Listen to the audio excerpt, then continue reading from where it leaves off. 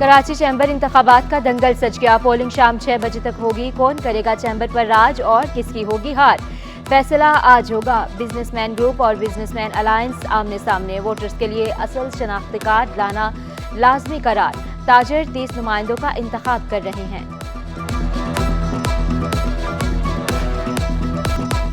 کراچی کے تاجروں کی خدمت کا مشن، دونوں گروپ جیت کے لیے پرعزم، بزنس مین گروپ کے لیے جاوید بلوانی، فیصل خلیل، ضیاء العارفین میدان میں، نصیر سراج تیلی، ریحان حنیف، محمد رضا بھی ٹف ٹائم دینے کے لیے تیار۔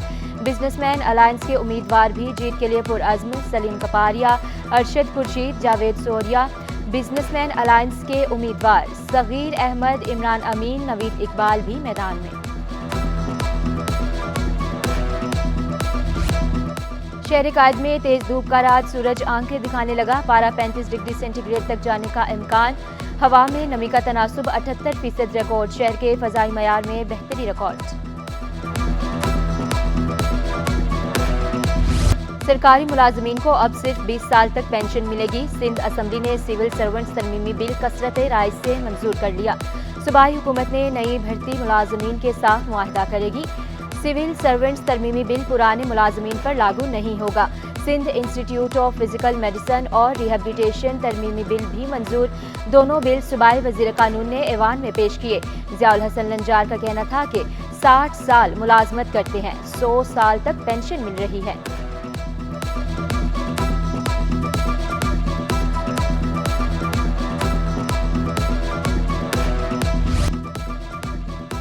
سیف سٹی اتھارٹی نے شہر اور شہریوں کے تحفظ کی ذمہ داری اٹھا لی، کراچی کو محفوظ بنانے کے لیے 43 کیمروں سے مانیٹرنگ شروع، کیمرے پاکستان چوک میں 2 مقامات پر نصب کیے گئے، آئی چندر گڑھ روڈ سے ایس ایم لا کالج جانے والی سڑک پر مانیٹرنگ، پاکستان چوک سے ایم اے جناح روڈ جانے والی سڑک پر بھی کیمرے نصب، شہر کے مختلف مقامات پر 43 پولز لگ چکے، ہر پول پر 5 کیمروں کی تنصیب، سیف سٹی کی گاڑیاں بھی آنا شروع ہو گئیں، ڈی جی سیف سٹی کے مطابق پروجیکٹ پر 30% کام مکمل ہو چکا۔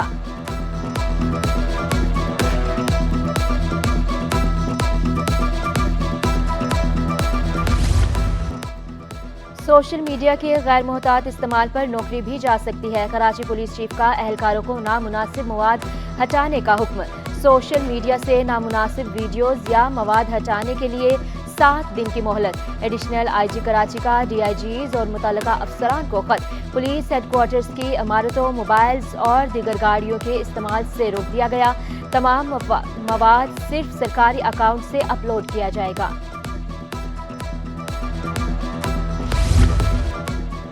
ڈپٹی کمشنر وسطی نے خلاف نقشہ تعمیرات پر پابندی لگا دی، چیف سیکرٹری کمشنر کراچی، وزیر بلدیات اور ایس بی سی اے کو خط ارسال، ریئل اسٹیٹ ایسوسی ایشن سے ملاقات میں نمائندگان کو آگاہ کر دیا، غیر قانونی پورشن کی سب لیز نہیں کی جائے گی، اعلامیہ جاری، ڈپٹی کمشنر سینٹرل کا کہنا تھا کہ غیر قانونی تعمیرات کرنے والے اب جیل جائیں گے۔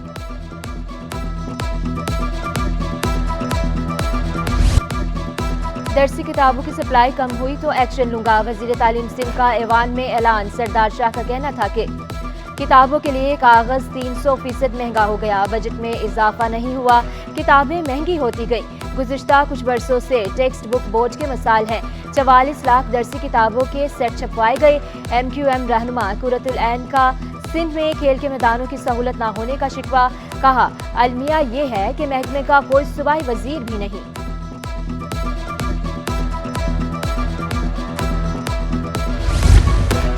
میٹرک بورڈ کے پیپر کی چیکنگ اب ڈیجیٹل طریقے سے ہوگی، ای مارکنگ اور او ایم آر مارکنگ کے لیے ٹیچرز ٹریننگ ورکشاپ کا انعقاد، بورڈ چیئرمین شرف علی شاہ کا کہنا تھا کہ ہر امیدوار کو اپنی محنت کا پھل ضرور ملے گا، صوبائی وزیر محمد علی ملکانی نے کہا ڈیجیٹل سسٹم سے بہتر نتائج برآمد ہوں گے، کسی بھی طالب علم کے ساتھ ناانصافی نہیں ہوگی۔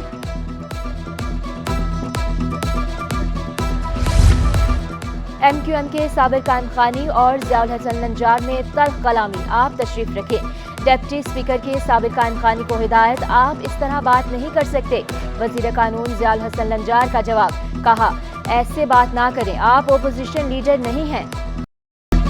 نانا کی طرز سیاست کو اپنانے کا عزم، والدہ کے نقشے قدم پر چلنے کا مشن، پاکستان پیپلز پارٹی کے جوان سال چیئرمین بلاول بھٹو کی 36ویں سالگرہ۔ صدر مملکت آصف علی زرداری اور بے نظیر بھٹو کے فرزند 21 ستمبر 1988 کو پیدا ہوئے، آکسفورڈ سے تعلیم حاصل کی، والدین سے سیاسی تربیت لی۔ بے نظیر بھٹو کی شہادت کے بعد بلاول بھٹو کو پیپلز پارٹی کا چیئرمین منتخب کیا گیا۔ بلاول بھٹو شہباز شریف کی کابینہ میں وزیر خارجہ کے عہدے پر فائز رہے۔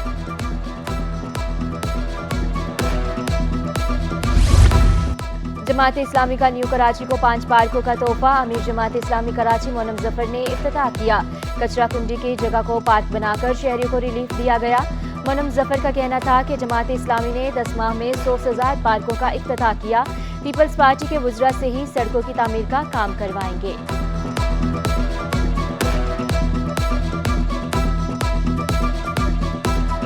نرسز اور پیرامیڈیکل سٹاف ایسوسی ایشن کو ضم کرنے کے خلاف احتجاج۔ نرسز اور مڈ وائفری ایسوسی ایشن نے پریس کلب کے سامنے احتجاجی مظاہرہ کیا۔ افشاں نازلی کا کہنا تھا کہ پیرامیڈیکل سٹاف کو ضم کرنے سے ہماری فنڈنگ رکے گی۔ پاکستانی فارما سیکٹر سے بڑی خبر، پہلی بار میڈ ان پاکستان ادویات کی امریکہ ایکسپورٹ ہوگی۔ سٹی فارما کمپنی نے فارماسیوٹیکل سیکٹر میں اہم کامیابی کی تفصیلات اسٹاک ایکسچینج کو ارسال کر دی۔ پاکستان سے ادویات کی پہلی شپمنٹ کے لیے $1,09,500 امریکی کی رقم موصول ہو گئی۔ کمپنی کو ادویات کی ایکسپورٹ سے $30 لاکھ امریکی سالانہ آمدنی حاصل ہوگی۔